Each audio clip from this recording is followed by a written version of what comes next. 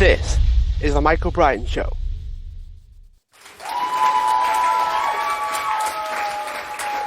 Hi everyone, welcome back to the show. And today I have a special guest. We have Jasson Finney on the show today, who is a fitness expert. He is an author and he's also an actor. And a quick sort of snippet for you. He's one of the only select few actors that have been in both a DC movie and Marvel. So there's plenty of things I'm sure we can talk about there. But Jasson, thanks so much for coming on the show. Hey, how you doing, Michael? Thanks for having me. So let's dive in initially, and I am almost surprised that there are not many actors that have done DC and Marvel. So be as blunt as you want. Which one's best? I was surprised too, to be honest with you. I mean, one day I was just Googling my name and I found this Marvel Wikipedia thing. I was like, wow, what is this? And I just checked it out and it was interesting. Someone had put this up. I have no idea who did it. And mentioned that I'm one of the few actors that have done both a Marvel and a DC production. I said, wow, that's kind of cool. So, it's a little feather in the cap. Yeah. So go on then. Which one would you say was your favorite? Do you have like a favorite sort of DC or Marvel if you had to pick? Yeah, they were both fun to do. I like superhero movies. I like doing superhero things. I'm even an author of a superhero book series. So, for me, it's all about, working on these kinds of productions where I could, use my strengths, my physicality to benefit, myself and the audience. Just to touch on the book ever so, we'll dive into it later on, but ever so slightly is fitness and strength tends to be associated with superheroes quite a lot. They're just humans 2.0, or if you're a Superman, it's like 100.0, and that sort of thing. It's always more than everybody else. Right. What convinced you to be specifically fitness when generally it's automatically assumed that they're stronger than we are? Yeah, good question. I mean, fitness has always been part of who I am. I mean, I'm a kinesiologist. I studied kinesiology at the university level. And, I've always been an athlete ever since I started playing hockey at the age of 3. And, working out has always been part of who I am, and what I do is just part of my constitution and it's part of my daily life. So it was just a no-brainer to combine the things that I love, which is entertainment and sport and, nutrition and helping people, to create the book, which was fantastic. So in the book then, like because I often picture the story of The Incredibles, right? The cartoon film where you watch him working out, pulling trains and throwing things around, and it's always like massive because the guy's really strong, right? Is that something that you talk about in the book? Do you share like workout regimens of superheroes? No, the book is really about helping kids become fit and healthy and giving them an outlet and a place to become themselves and be accepted and have a platform to speak themselves, because really it's about kids helping kids. The superhero is there to guide them, but really offers information that helps the kids kind of empower themselves as they go along through the book. So they'll get into some mischief, and instead of someone telling them, hey, that's not what you should be doing, we take them to the magical land of Pumpland and we teach them what could be a better alternative if you choose to do it differently. And then when they go back to the real world, because this is kind of like a story that happens in two parallel worlds. You have the real world and then Pumpland, and you travel through a magic comic book to get to Pumpland to learn all of the lessons and all of the options that you could have to make a better choice. And then when they come back to the real world, then they have the option of choosing, and they always end up choosing the right thing. It's kind of empowering themselves, finding out through their own ideas and their own volition what it is that they want to do and achieve, instead of an adult saying, hey, you need to do this. So what is it about the children helping themselves? It's very like self-directed, isn't it? It's very sort of, I know what's right deep down. I just need someone to basically give me that sense of permission to be myself. Is that what you found when you were writing the book? No, it's really helping the kids find a voice as opposed to someone giving them the voice that they need to speak. So really, if the kids can find a voice and figure out that when, someone's reading this book saying, oh, wow, it was them that figured this out, so I can do this myself too. So it's empowering kids and the readers that they also have the ability to make the right choices themselves, not necessarily because someone is telling them to do it that way. Got you, understood. So these sort of basically give them a sense of like, it's okay to think these things, and it's okay to want to do these things. You just need to be in a space where you're allowed. Not Yeah, not giving them a not sense really of allowed, is purpose. it? Because It's really giving them a sense of purpose, and also building their self-confidence that their ideas are not necessarily bad ideas. You know what I mean? And what they choose for themselves is something good, or could be something good. But yeah. the option is there, good or bad, right or wrong. It's always there. What are you going to choose? Life is all about choices. So the concept really comes back to, what choice are you going to make today that's going to impact your life tomorrow, and the day after that, and the day after that. How does the book teach the element of acting in a way that your future self would sort of respond well to? Because it involves things like delaying gratification as one of them, right? So how do they sort of explain that in the book when it comes to being happy with your decisions now for the future? Well, because all decisions that you make now impact you tomorrow. If I decide to work out today, that's not going to help me today, but it will help me tomorrow. So anything that I do today will impact my life tomorrow. So if I can make today better than yesterday, tomorrow will always be better than today. So the concept really is about making sure that you move forward by constantly doing things today that will improve your life tomorrow, and the day after that, and for years to come. Is it the compound side? Is that something that they talk about in the book? Like, it might benefit you tomorrow, but then it ripple effects out if you be consistent with it. Absolutely. The book is full of these life lessons that teach the kids that if you do something for yourself today, it's going to benefit you not just today, tomorrow, and the day after, because the ripple effect of what it is that you're doing today will carry on. It's kind of like a wave. A wave starts way at the distance, and what we see it crash, it's already traveled miles and miles and miles before it finally gets to the point where we visually see this incredible amount of power and strength overpower and overtake the land. Where it's the same thing with a decision or a choice. If you make a choice today to do something, then the effect of that choice will probably be seen and be felt for many, many, many years to come. If you choose to adopt a healthy lifestyle today at the age of 9, 10, 11 years old, and you learn the benefits of being fit and healthy, and how it will impact your life, well, you're going to carry that on through a lifetime. And then when you're 40 and 50 years old, you're not going to be dealing with certain ailments that some people will be, because they've been sedentary for the last 30 years. Very, very good point, actually. It's almost like a preventative measure. If you Absolutely. maintain it and start it and all that, it kind of prevents a lot of things happening as you get older, doesn't it? Absolutely. Exercise, to me, is nature's medicine. It's the best thing you possibly can do for yourself in life. It's to take care of yourself. We're made to move. We're given 2 legs and 2 arms, and it's to help us move and to keep us active and to keep us mobile. And that's what the concept is. The book is trying to help kids understand the benefits of being active and being mobile, and doing things for others, and accepting who you are right now to make change. You can't change something that's not real. So if you accept yourself for who you are right now today, you can create a change for what it is that you want for tomorrow. And it's all about that acceptance. And we lack that in today's world, especially in this world of social media, where there's so much bullying going on by people that are afraid to speak out in front of you. They'll hide behind a screen, because a lot of the stuff that happens today didn't happen when we were kids, because kids they didn't have the guts to tell you to your face what it is that they're telling you online today. And unfortunately, it's really affecting a lot of kids, that are taking this to heart, because for the most part, kids are very, very innocent beings, and they're very good-hearted. We learn to have difficulties in terms of how we deal with things.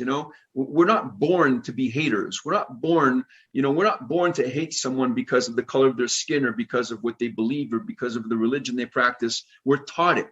So we're taught the belief systems that we are simply then implementing, because that's what we've been exposed to. But if you can be exposed to something different and new that could perhaps broaden your horizon and broaden the way you see things and how you think and how you believe, then you're acting in a way that you can evolve. And evolution is part of life. When you stop evolving, you might as well just stop living, because, or when you think you know everything, just, throw the towel in, because we're constantly learning. We're learning from the day that we're born until the day that we die. Everything is a learning process. Everything's an opportunity to evolve. And if we continue to evolve, then life just becomes exciting. Then you don't look at what it is that you have materialistically and that you don't have. You look more from the perspective of what are you feeding yourself, and how is your internal fulfillment channeling your life? If you can be fulfilled, because a lot of people, they're rich, but they're not fulfilled. A lot of people, they have a lot of cars and houses and boats and things like that, but they're miserable because they're always looking for something more to fill the void, because the void that they're trying to fill, you can't do it with a dollar bill. You have to do it with feeling and with emotion and with desire and with passion. These are all things that we teach. And these are all things that I believe are very, very important to expose kids to early on, so they can develop a personal development that is worthy of who they are, that they know that they're worth something. And self-worth is such a very big concept. It's something that the social media world is not tackling. We're destroying kids' self-worth as opposed to building them up and showing them that there's so much possibility and there's so much that they could be living based on who they are. That's really what the essence of the book is helping kids understand that, it doesn't matter where you're from. It doesn't matter what color you are. If you believe, you can definitely achieve. But the belief has to come from you. If someone tells you to believe, it's not going to work. It's like if someone tells you to go work out. If someone tells you, if someone in your household wants you to get fit, but you don't want to, it's never going to happen. So it's the same thing for anything. If you have the belief, you can definitely get it done. With that, then, the thing that sort of sprung to my mind there is a combination of things. The first one being, what's your take on transparency and honesty? And I want to come at this from one or two sort of angles. The first thing is social media more honest, even if it's brutal, or is that something that you shouldn't be exposing people to because it does more harm than good? Well, social media is a beast, okay? And it's a two-headed beast. It's one that provides a lot of really good information that will help build and will help create and will help evolve and will help make someone feel good and better about themselves. And then there's another head that will completely destroy you. And what we're seeing right now is the one that completely destroys you seems to be the ones that people gravitate more towards. So the big beasts in the business are gravitating all of their energy more towards that side, as opposed to help kids or help people in general. So social media, it's an open field where, there's no consequences and there's no accountability to anything that you do or post or say. But there is. That's the whole point. It affects you because it follows you. See, a reputation takes years to build, but it takes seconds to destroy. And your reputation is only as good as your last statement or the last thing that you said or the last appearance. You work so hard in life to get to a certain place and it could be gone like that, And it's all about making sure that whatever you do say, you mean, and mean what you say. And you talked about transparency. It's extremely important to be transparent. It's not something that's prevalent in society today. If we look at politicians and we go down the ladder, it's very difficult to find transparency and honesty. Everything is being built on a perceived reality, which is not based on anything real. It's perception. The economy is based on perception.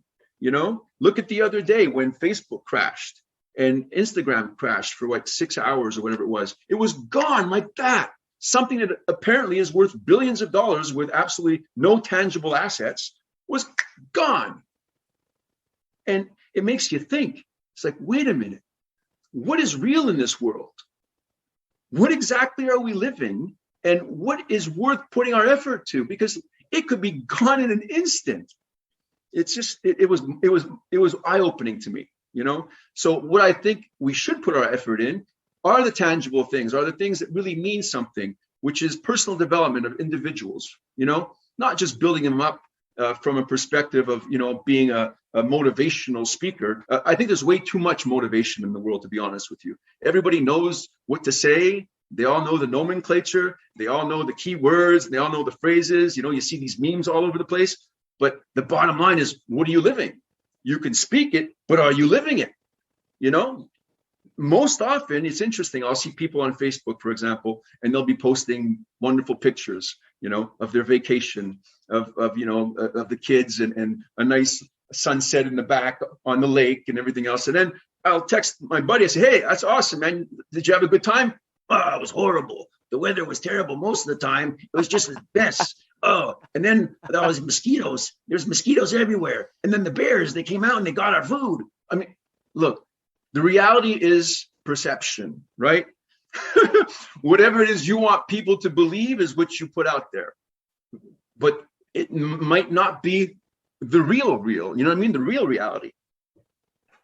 I think there's so much with what you said there that it's just so complicated, because you see people that are only posting when they're on holiday. When they get back to their real life, right? Oh, you're really quiet. Yeah. It's just, work. For me, the reason why Facebook is so successful is because it caters to human nature. Because a human being wants to speak and they want to be heard, but for the most part, they don't want to listen. So Facebook creates a platform for you to be able to speak as much as you want and say whatever it is that you want, and you don't have to listen to anybody or anything, but you can be out there as much as you want and say as much as you want.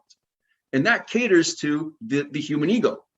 And most of us are governed by our human ego, and ego is not like, look at me, what I have. It's more from the perspective of protecting who I am on the inside that I don't want you to see. I think that there's a definite sense that it's curated, isn't it? It's just enough to satisfy yourself and the people that are watching, listening, whatever the case is. It's enough to satisfy that while also giving you some element of protection, some element of, I'm going to keep some cards close to my chest and I'm going to only show you the cards that I want you to see. Well, that's what fear does, and a lot of the stuff that we're seeing and a lot of the bullying comes from fear, because most bullies have really low self-esteem. And that's why they have to bully, is because they have to build themselves up, and they do that by attacking one of two types of people. One, that they either know they can get away with it, or the other one is they just know they can defeat them. But anybody that approaches them that they know they don't have a chance against, they cower. Because for the most part, a bully is a coward with low self-esteem. And when we get that through to kids, then a bully doesn't have the same connotation to them anymore, because they know that it's just artificial. You know what I mean? It's an artificial way of building yourself up because you don't know or feel your own self-worth. So the idea of helping everybody, because I attack that in the books as well. I talk about the concept of making sure that, you're kind to everybody. Has to be kind to one another. Kindness is not something that, should only happen once a year. It's not at Christmas time that you should be kind. You should be kind all year round. And it doesn't cost anything to be kind. And it doesn't cost anything to be accepting, not tolerant. That's another thing. Everybody talks about, let's tolerate one another. Wow. To me, when you tolerate something, it has a very negative connotation because you don't really want it, but you have no choice, so you'll put up with it. As opposed to freeing yourself and accepting something out of the goodness and kindness of who you are or who that person is. But acceptance is freeing, and tolerating is binding. It binds you inside, almost like, if you eat too many carbs in one sitting. You know what I mean? You feel all binded up. Yeah. Oh, definitely. I mean, the amount of times I go, I've had that couple of too many pieces of pasta, and all of a sudden you've got the energy, but no desire to actually expend the energy. Carbs have a very weird relationship with a lot of people, myself included. If I have not enough, I feel better than if I have more. Right, because if you have carb is the brain food and it's necessary, but the body doesn't need the amount of carbs that we eat.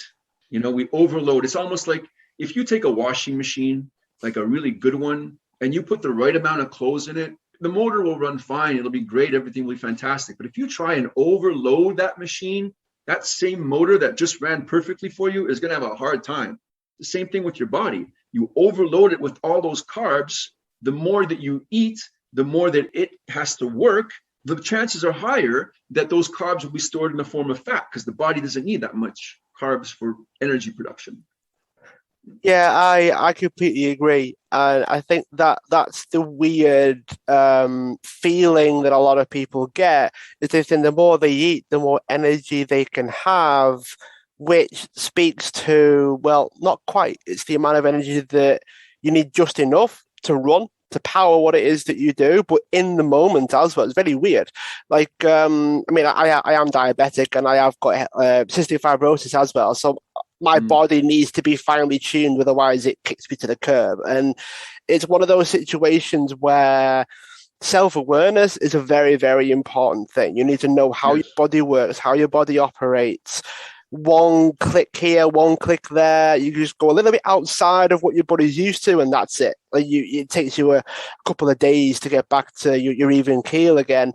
So everything that we've spoken about so far is predominantly like knowing yourself. It's understanding who you are, how you act, why you do what it is that you do, which then gets me curious about your own story, Jasson. It gets me like, okay, well, he must have gone through something to come up with these insights. So let's start with the fitness side. You mentioned hockey and sport and things when you were growing up. So share about your initial start into health and fitness, sport, and generally looking after yourself. I just was always drawn to sports, and I was good at sports. No matter what sport it was, I was always good at it. And at the age of 3, I started skating, playing hockey at the age of 5, and just loving it and, really excelling at it. And the thought was in the family, I was going to go pro. And then I fell in love with music. My mom was a music teacher, and I got to go and see her rehearse with her bands and all these she was a high school music teacher, and she had all these high school bands that would play in different places. And I would go and watch the rehearsals, and I just fell in love with it, and I loved it. And I was like totally, enamored by the drums, loved the drums. And it took me away from my hockey. I ended up falling in love with drums and going into that direction, and then becoming a professional musician and doing all kinds of fun stuff in that world. It allowed me to diversify myself and see different elements, but it also gave me the opportunity to see how important fitness was to me. And I just would always integrate that in my life. No matter what it was I was doing, fitness was always the basis. It was always the idea of making sure that I took care of myself and making sure that I exercised my body and kept my mind as exercised as possible. I believe you have to exercise your mind as much as you do your body. And I think that's a point where a lot of people, they don't understand the importance of exercising your mind. It's like your mind is not something that all of a sudden you just are born with and you just go through life and never have to do anything about it, never have to condition it. So that's what I try to do as much as possible. You are what you're selling. You know what I mean? It's like fitness for me. I have to make sure that I practice what I preach. It's like going to see a dentist with rotten teeth. Are you going to do that? You know what I mean? So if you want to see a trainer, or if you're interested in physical fitness and you're talking to someone who's a quote unquote expert, if they don't look the part, you're not going to take them seriously. And same thing with acting, because a lot of my acting comes from my physical being, and a lot of the roles that I've gotten have to do with my physicality. I just maintain it. I keep it up, especially through the pandemic, which it was very difficult to, work out because everything had to happen at home. But interestingly enough, the fun part was I discovered a whole new program, and I'm now in the middle of putting this together. It's called the 50 Fit Club, and it's 50 days to a new fit from your house. You don't have to move. You don't need a lot of equipment, because I didn't have access to loads of equipment like I would at a gym. So I created this program with 3 sets of dumbbells and a ball. That's it. And it's been fantastic. And I haven't lost a step, and I haven't been in the gym in over a year and a half. That's pretty impressive that you've been able to maintain things from home for over a year, which is, as of recording this, we're about 2 to 3 years into the pandemic, aren't we? We must be coming up to the 2 year anniversary, if you will, of Well, my last the day in the pandemic. gym was March 13th, 2020. Crazy. So, as a professional musician and then transitioning into acting, you must have overcome a lot of rejection and a lot of, oh, not quite this time, and oh, can we move this date or this gig date? And you're sat there thinking, oh, there's so much going on around people saying yes or no, and a lot of things tend to hinge on that conversation. Is it a yes or is it a no?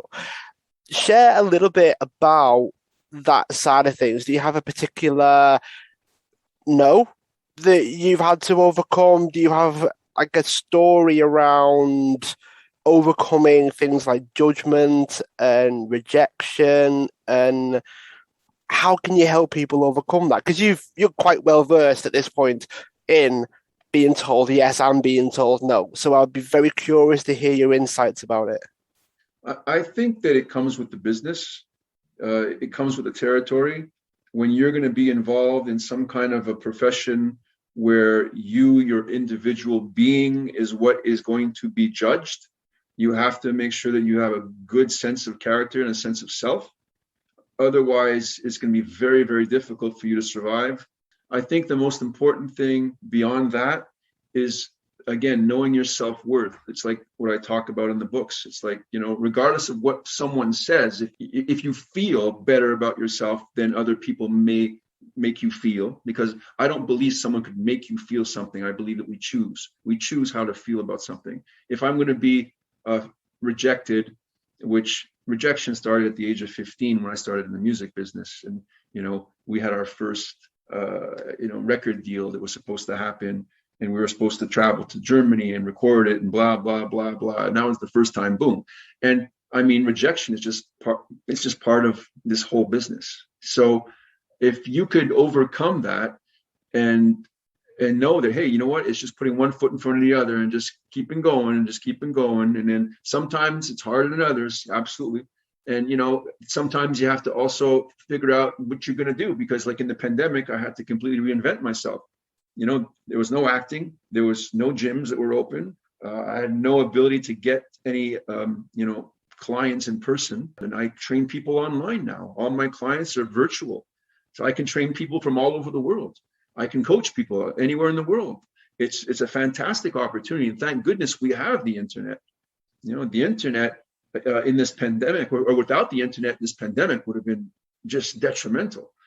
To society as a whole. I think everything would have crashed.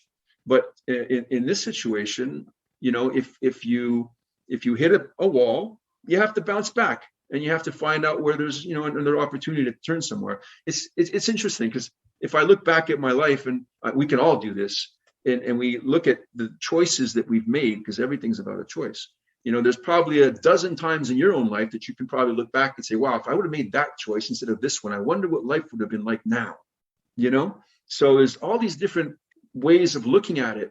And if you can just constantly tell yourself, you know what? Yeah, okay, so this road wasn't fantastic. Let me just keep on going and see if I can find another road. And you always will find another road.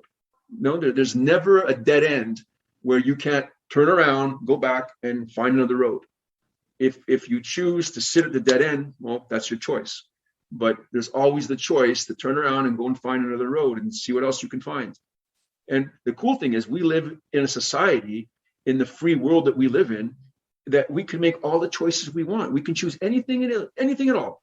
We can choose where we live, what we drive, where we work, who our friends are, and so on. And the only thing you can't choose is to trade yourself in. You have to live with yourself from the day you're born to the day you die. So you better make it the best partnership and friendship you can. So take care of yourself. That's the most important thing.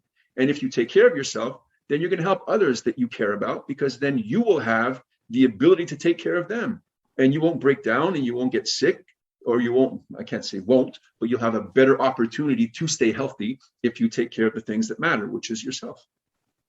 As I'm sure you're aware, I can definitely speak to that. I can give so much more when I feel better. I can't do anything for anybody, even myself, when I have a bad day. Like I have days when it's like, bad day today. This is pretty much my day.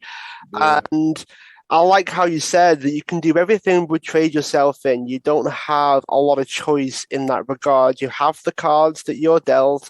You have that hand. The best you can do, but the only thing you can do, you don't really have a lot of choice, is to do the most with it, do the best with it. And one of the things that really, really got me sort of excited about what you were saying before about you've got to have a very, very strong sense of self. You've got to be very, very secure in yourself when you're dealing with the adversities and the struggles and the rejection and the judgment. And you've got to have this, I suppose you would call it bulletproofness around being able to keep going, because it's very easy to stop, isn't it? I'm sure you can attest to this, is that it's extremely easy to just stop moving.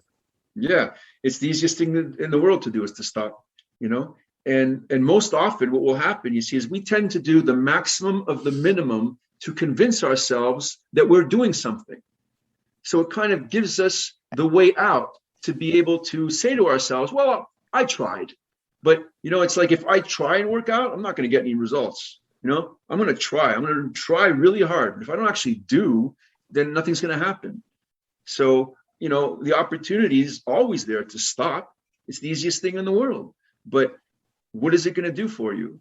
And, I'm the kind of person that always looks at something from a logical perspective. And I say, okay, so if I stop now, how is it going to affect me? It's going to affect everything I do, because again, what you do today affects you tomorrow and the day after. So if I stop today, that means nothing's happening tomorrow until I decide to start again. Once I start again, then I start back at ground zero, and then I'm going to start building up again. And then from the time I decide to start doing something, tomorrow will be better than it was the day before. But unless I do, nothing will ever happen. How can you help people not necessarily find a sense of self, unless that's what you've got to do? How can you help people cultivate this sense of, I know myself, I know who I am, I know what I suppose just what my values are or what my belief system is and how I operate as a person? How do you help people with that? Because I think that's something that I would probably say helps everything else. So the ripple effect of that is across because everywhere you go, there you are, is a quote that I heard many years ago. So just by having this impacts everything else, but it's not something people teach generally. It's not something people tend to educate people on. Everything's just for, well, in my experience, it was this, this, and this. Are you able to shed some light on like the how we do it? Yeah, I just want to kind of make a comment on what you just said about how everywhere you go, there you are. Well, it's more like everywhere you go, there you are what you want people to see. So it's not necessarily there you are. It's there you are internally 100%. And you have your little voice that will constantly remind you about that. And to me, the object is to make that little voice that's constantly talking to you when you're in these cerebral conferences all day long with yourself, and it just goes on and on and on. And I can see some people, sometimes you're sitting next to someone and you can see the turmoil that's going on between their ears, because it's constant. And it's because there's no truth between who they really are and who they're pretending to be. So if you're pretending, you can't be truthful. It's impossible. And that's the first thing I would say, is that you have to be honest with yourself. Because if you're not honest with yourself, you're just living through the facade that you created. And the facade that you created is not who you really are. So you can't create change with something that's not real. So if you create something that is not real and you live through that, then it's impossible to evolve, because you're not evolving with something that you really are. However, your voice knows who you are, because constantly talking to you, it's constantly either arguing or trying to appease you. For example, if you say to someone you're going to meet them and you're going to do something, let's say, I'm going to meet you for lunch tomorrow, and you don't show up. But the little voice might say, don't worry about it. It's not a big deal. I'm sure they didn't wait long anyway. And that is what I call appeasing what you should be doing. And in that situation is like, are you being honest with yourself? Not really, but it happens all the time. And we're living in a world where honesty is lost. Honesty doesn't matter anymore.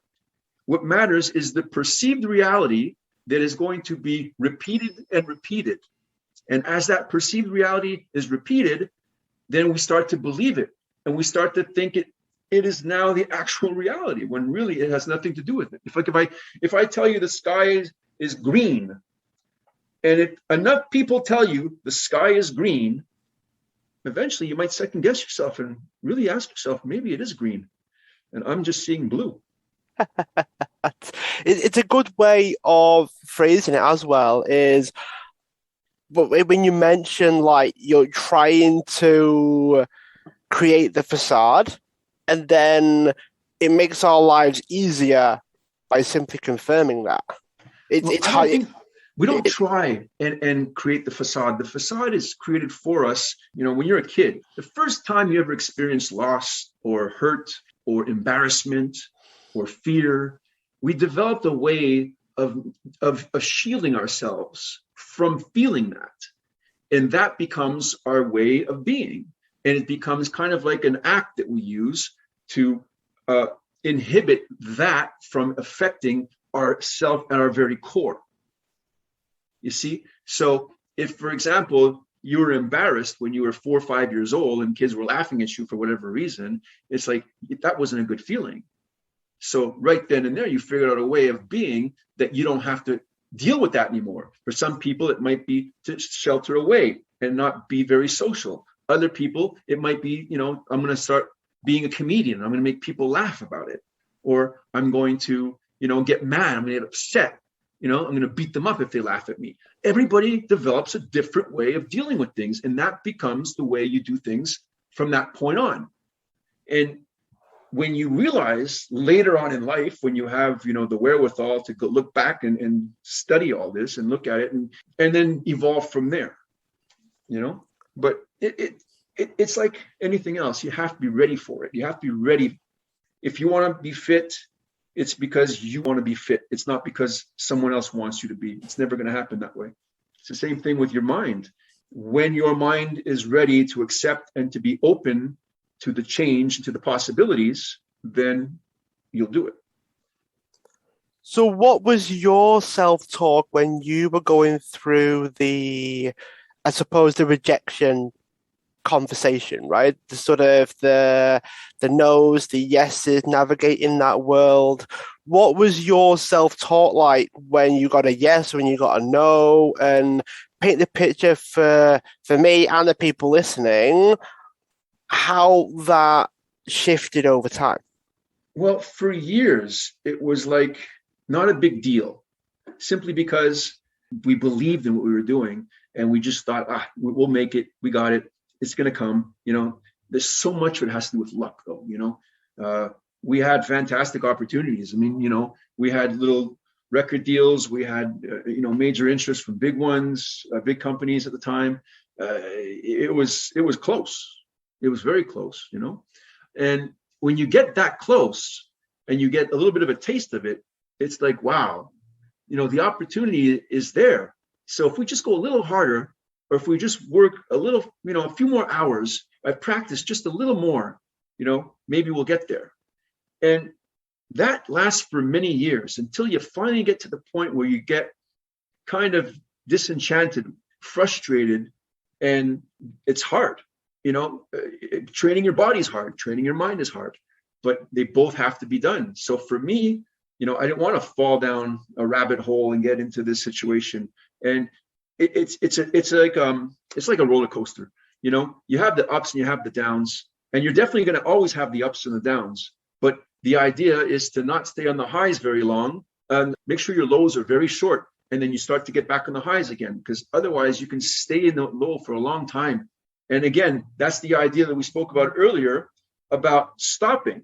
When you get into a low like that, you stop. And what happens when you stop? Nothing could move forward. So tomorrow can't be better than today.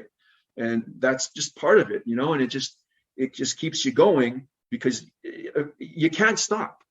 Because when you stop, you lose, and you can't lose if you don't stop. And then that's the key. The key is you can't fail if you don't stop. You can fail when you stop, and the key is not to stop. It reminds me of riding a bike. If you stop the bike, you're more likely to fall off. But if you keep pedaling, you're more likely to stay on and regain your balance and figure it out as you go along. Are there any particular moments where they were, I mean, I'm aware this could be quite vulnerable now, so it's a bit of a pre-warning. Are there any moments where it was particularly low and you managed to talk yourself out of it? So it was almost like a helpful, pretty intense, negative, like rejection situation that you found yourself in. It wasn't a rejection, it was a loss. When I lost my mom, that was a very big low. And from one instant to the next, even though she was sick at the end and we knew that, she wasn't going to last much longer, she was still there. You know what I mean? But from one second to the next, when the last breath is taken, that's when life changes forever. And that was a very, very big adjustment. And it still is. It's like life changes forever when you lose your mother. And anybody out there that's lost their mother can attest to that. And you never, ever go back to where it was. And you just learn a new way. And you learn how life has to be from that point forward, And it's tough. It's very tough because, I every day find myself talking to her or asking her things or wishing that she could see something that I'm doing, or, that's probably the toughest low I've ever had. I mean, there's a ton more professional lows, but you hit the wall, you bounce back and you keep going. An emotional low, that's a little bit more difficult. And that was one that I will always struggle with. And I will, there'll always be that void. But at the same time, you create a new way of doing things, and keeping on the same path and doing it the best that you can. Thanks for the honesty there, Jasson. I mean, loads of people that have lost, I can definitely relate to that. I can definitely see that happen to me in the past. When I've lost people, I've lost friends and family, and it's almost like, because you don't know what life is like after that, it takes a lot longer to actually get clear on things before you then can carry on. You mentioned before about like stopping as you lose. Well, something like that, you will have to stop because you don't know what carrying on looks like. You don't know what continuing looks like. I mean, there's some things you might have a handle on, like the professional side is easy. You just get up and do it again. The emotional side, the personal side, that's different, because when you close the doors and you close the windows, you put the curtains up, when real life hits you in a way that you'd never experienced before. For me, I had to stop. I was like, what do I do now? How do I keep going? What does it look like? It's something we never get clear on until it happens, is it? We never even consider it until it happens. It's like a storm that hits somewhere else, that you sit there and think, that what happened to me? And that never happens here. And then it does. It was like when the pandemic started, I lived on quite a small island, and we were cracking jokes at first, because it was like, it's never going to reach us here. We're on a remote island. It'll be fine. We were kind of like reading on the news, and it was kind of like, well, I started to question it, and then it appeared. And then it became real. Then it became like, okay, I could probably do with looking after myself now, making sure I'm safe and all those things. That's kind of what it feels like. You don't think it's going to happen to you until it does. But if it's a professional thing, you probably went in originally with this expectation of, people are going to say no to me. I've got to be able to be okay with that. and there'll be a yes somewhere down the line that justifies the repetition and going through the nose. Where if it's a personal thing, that's a very, very different feeling, because it's a very, very different emotion that if you don't know, if it's unknown, because it always is, something that personal is unknown. You don't expect it. It comes out of nowhere, not from a everyone passes away, but your brain can't process it because it's never happened before. It's the first time. It's like the first time you do something, it's always the most emotional. But after 100, 1,000 probably in your case with the professional side, you just brush it off, I suppose is the right way of putting it. You brush it off and keep going. Like it just grazes your shoulder rather than knocks you to the floor. And you just get better at it, don't you? Where if it's a personal thing, very different. Well, the professional, first of all, you never go in thinking that they're not going to like you or they're not going to want to hire you ever, because you're dead in the water if you do. You know, you have to go in knowing that knowing your self-worth, knowing that, you know, whatever it is they decide, it doesn't matter. You know that you're going to give your best performance. You're prepared. You're coming in there and you're going to give everything that you have. And that's all you can do. And as long as you're happy with your performance, then there's nothing that you ever have to say about it to yourself. If you did the work and you prepared and you did the best of your ability, that's all that counts, because there's a million reasons why you don't get a job, a million reasons. And a lot of them have maybe to do with the fact that maybe you look like someone that the director doesn't like, or maybe you're too tall, or maybe you're too short, or maybe, you know, you're going to make the main actor look bad because, you know, they're not as in shape as you are, or they're in better shape than you are. So to question that is going to put you down that rabbit hole that we spoke about.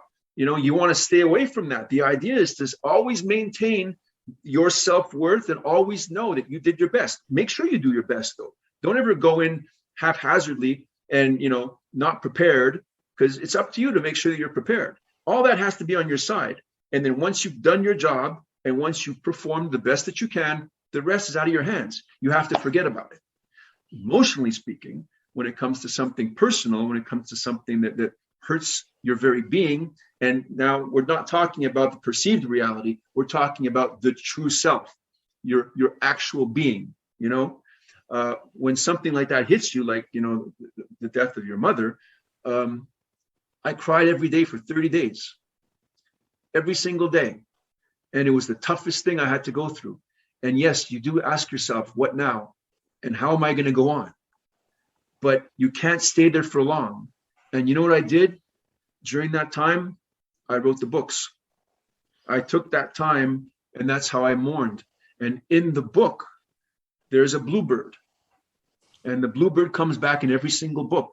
And the bluebird is Christina. And that was my mom. So in every single book, Christina the bluebird represents my mom, and she's in every single one. And that will always be. You know, I just think it's important never to stop, even though it's the hardest thing sometimes is to kick yourself in the butt, but you got to do it, because if you don't do it, nobody else is going to do it for you. And the worst thing to do is to stay in a position where you are regressing instead of progressing. You know, I talk about this in the 50 Fit Club program, how important it is to always stay in a projection where you're moving forward.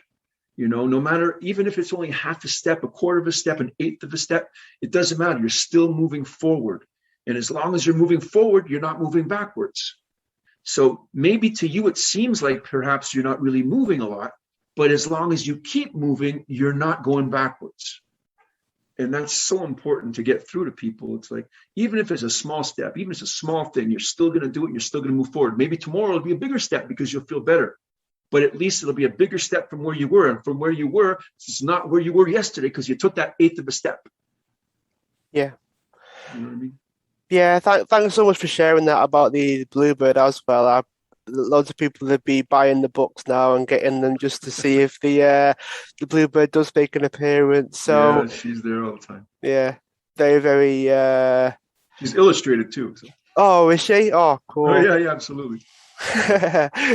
Amazing. Yeah, I mean, has she got any particular features that are relevant to like how she was in real life? The bluebird was her favorite bird. Oh, and okay. she had a small she had bluebirds all over her office area, and I have a couple, and they just remind me of her, and Yeah, amazing.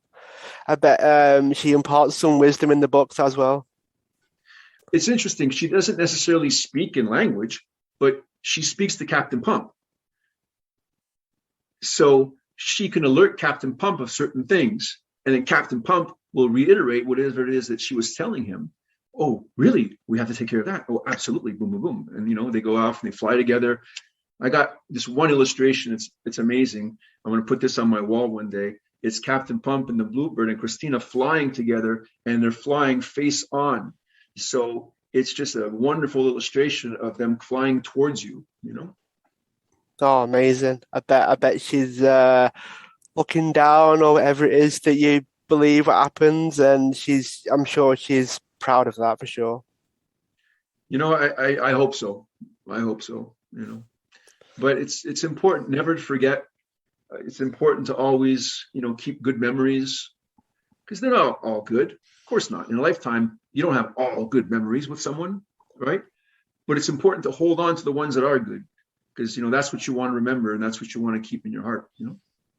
Yeah, for sure. Just out of curiosity, it's a bit of a weird question now. So I'm aware that we've gone through some ups and downs just in the conversation today, which has been amazing, by the way. I've actually enjoyed this weird roller coaster. Is that the kind of relationship that you had with your mother in that, like, it was quite sort of subtly supportive in that sort of way? Oh, I had a great relationship with my mom. My mom was a fantastic person who always made sure that we had whatever it is that we needed. And, she was always supportive in what it was that we wanted to do. And, I was able to have bands because we could practice at my mom's place in the basement, and not only that, she prepared a whole big casserole full of lasagna for us to eat afterwards. It was fantastic. She, Oh, she was, nice. she was great. She was great. And, she allowed us to do whatever it is we wanted to do, and really be free to explore, you know, explore different avenues and different things we wanted to do, and different sports, different activities.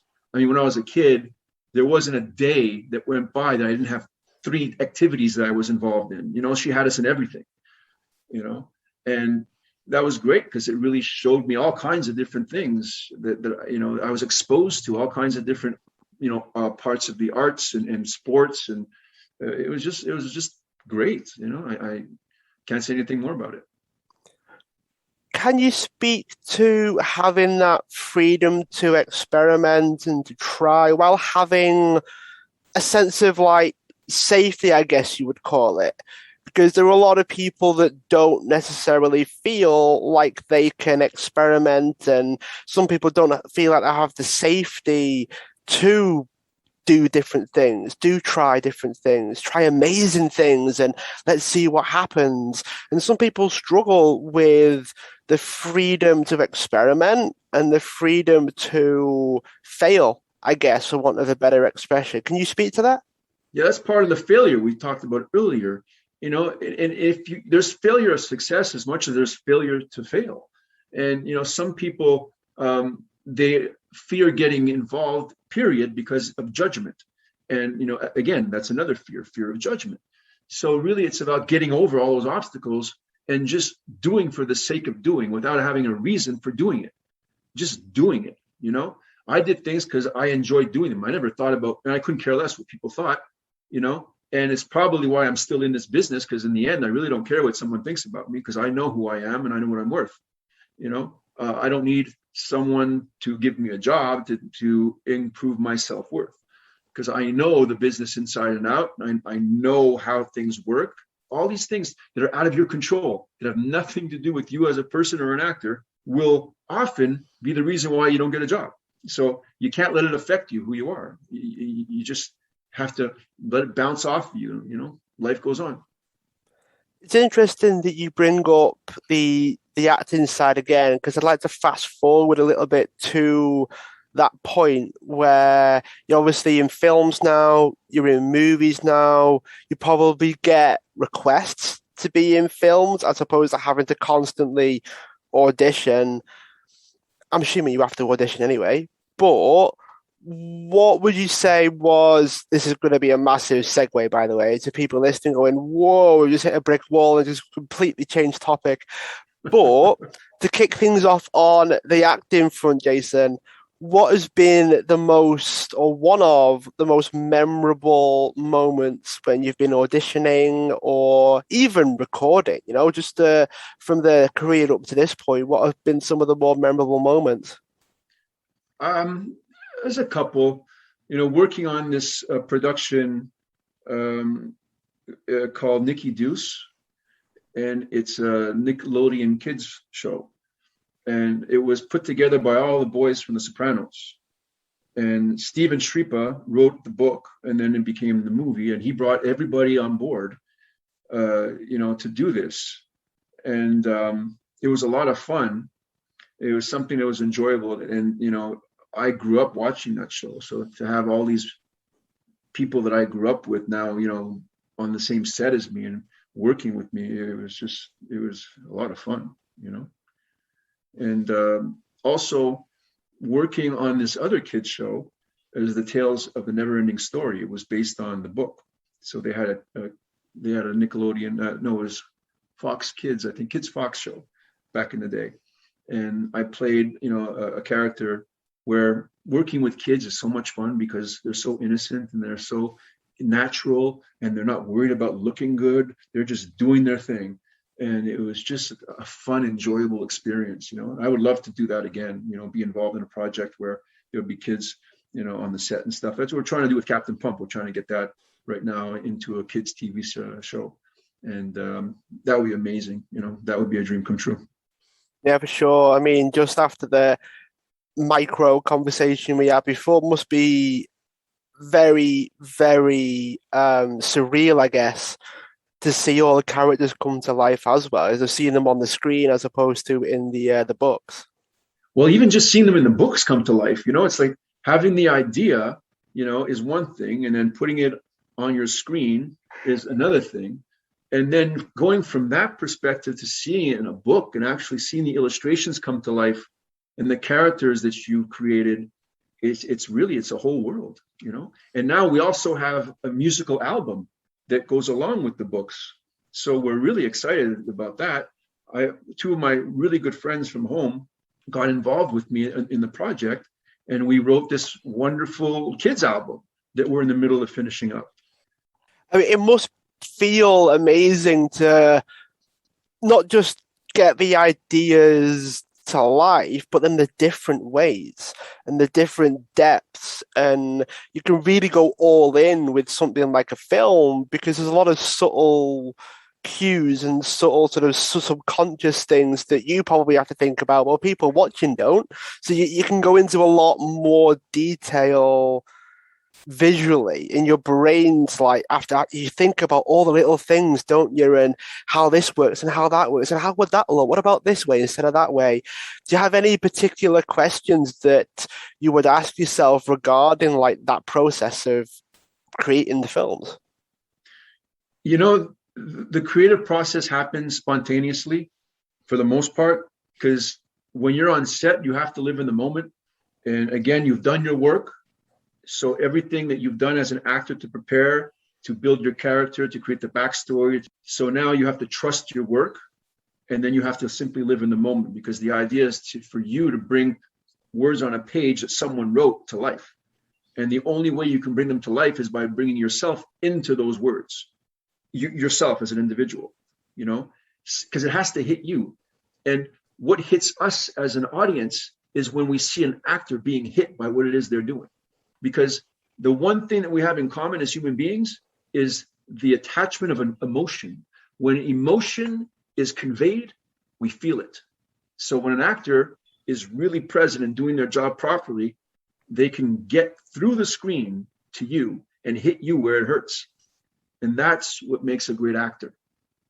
I mean, I know just the conversation right now is definitely hitting me in ways I never thought that it would initially when we first started. So this has been incredible. really, for want of a better expression. I don't think that I could have had a deeper conversation with you, Jason. It's been phenomenal. So Well, thanks thanks. for the honesty and the transparency and being vulnerable as well. It's not an easy thing to do. And I just want you to know that I really appreciate and really sort of value that side of you and sharing that it can be part of the process of acting and creating and throwing yourself at a project in a lot of ways. It's very difficult to know the ins and outs in the depth that you shared with me. So it's been quite a wild ride for what I can't really describe it, Jason, to be fair. It's been really, Well, really I'm cool. glad you enjoyed it. I'm glad you enjoyed it. I think that it's important to allow vulnerability to be seen as an actor and as a human being, because that's what makes us really attractive to others, is to see the vulnerability come out, because that's the part of the emotion and the human element that comes out in our work, or it comes out just, with you and your spouse or your friend or whoever it may be. When true honesty comes out and you're being your true self and the vulnerability is allowed to be shown and then shared, that becomes a special moment. Yeah, for sure. I can definitely recall moments where I don't know if it's an automatic or a subconscious thing, but you can tell when the acting stops being acting and becomes the person in the Yes. movie. I don't know if that's like my brain picks up on it, when someone like their face relaxes and you can just see Mm-hmm. they're not acting. They're not. This is, I mean, they are, right? I mean, I watched the Avengers not only like 2 or 3 weeks ago, again for the 10th time, right? And when you see the behind the scenes, it's all green screen, the whole, and I'm like, oh my, imagine how good you would have to be to not only be emotional, but be yourself and let everything just flow and react naturally Mm-hmm. in a green room. You're not Mm-hmm. really seeing it. You're not actually feeling it and tasting it, but having an actor that can make it feel Mm-hmm. like they are, but then get to that other level of he's actually scared there. He's actually being front, even though he's not. It's a green room, but they're able to take it and go, this is who I am in this moment, feeling these things as if it was 1000% real. My brain's mind blown, completely mind blown at the people that can do that. I couldn't do that. I can't be in a green room as if it was something completely different. That's completely blew my mind when I saw that. Well, that's when your work has to be done ahead of time as an actor. You have to trust the work. And once you're climbing up, I've climbed up a green wall before where it was had to represent the side of a mountain and there was nothing but cliff. And I had to represent that. And, it's just really a question of making sure that you're in the moment and you're living being on a mountain on the side of a cliff, and that that's what makes acting acting. It's like, that's what makes a really good movie, like you said earlier, is when, or a TV show, when you can see the actor being present, then you can see the actor living the moment. That's when you're attracted to that actor or that moment or that scene, because it hits you because it's hitting them. But you can also see really bad acting where all you got to do is look in the eyes. And if the eyes aren't saying anything, there's nothing happening in that actor's mind. There's nothing happening in the scene, you know? So Very, look in very the eyes. The interesting eyes point. will tell you everything. Will always, Yeah. always tell you everything. 100%. That's the thing that I've realized just now that I tend to latch on to that. I don't know if it's the empath in me or something else. My brain locks on to like around the eyes, and you, Mm-hmm. you can just see it. You can just tell. And I was mind blown anyway. But then watching behind the scenes, I'm like, this is insane.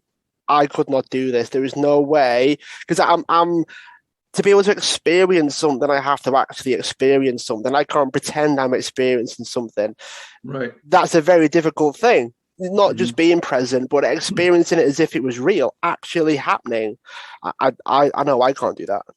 But that's the closest thing you have to do, is you have to get as close as possible to experiencing what is real. even though it's not real. You have to create the realness. And that's by tapping into your own experiences, to your own feelings, to your own emotions, to your own past, so that you could channel something. If you don't do that, then it becomes a very void experience and a very void performance. So the experience for the audience is not going to be, what it should be. And your performance is not going to be what it should be, because the void is going to be there of what it is that you need to bring to the scene to make it real and to make it authentic. Yeah, I mean, I've always respected actors, but then as seeing that, my brain was just like, oh my God, it's absolutely, some of the work that I've seen is like the complete polar opposite for what you see on the TV, on the big screen. It's completely mind-blowing. So, Jasson, this has been an absolutely fantastic conversation. I've really enjoyed it. I'd love to have you on a second time. This has been phenomenal. If people wanted to learn more about you, whether you've got, we know about the DC and Marvel movies, so maybe share those. People might want to check those out, and mention the books as well. Give people the chance to learn more about you and what you do. Yeah, well, they can go to captainpump.com, and that will give them information on the books. The books are available on Amazon, and it's a 3-book series. They're fantastic for kids between the ages of 7 and 11. And if they're 5 and 6, you can read them to them. There's a lot of illustrations. They're colorful and they're really well done. There's between 50 and 65 illustrations in each book. So it's really about showing the world as much as it is telling the story of the world. And you can also find the 50 Fit Club, which is going to be launched in the next month. I'm really excited about that. So as we are right now, it'll be, let's say, December of 2021, it'll be out. We're working hard on it right now. It's the program I created during the pandemic to help people become fit and healthy from the comfort of their own home with very minimal equipment. And it's very exciting as well. They can find me on Instagram at Jasson Finney. They can find me at jassonfinney.com. I can't hide, basically. Very simple. Just Google my name with 2 S's and you'll find me. Amazing. Well, Jasson, as I said, it's been incredible. Those that are tuning in, feel free to subscribe so you don't miss any of our future guests. Check out what Jasson's got going on. Clearly, he's put a lot of effort and thought behind what he does. If you enjoyed the show, feel free to share it on social media, tagging us, telling us what you think, and to help other people that don't even know the show exists, leave a review on Apple and Spotify and all those other good places so that you can tell everybody else that the show was amazing. So, Jasson, thanks again. I look forward to keeping in touch. Thank you, my friend. Just before you take off, if you'd like to join my inner circle, which is accountability, access to me, and you also get the chance to have exclusive interviews with my podcast guests. If you click the link in the description for the podcast, you get a 2-month free trial in the inner circle. I shall see you on the other side.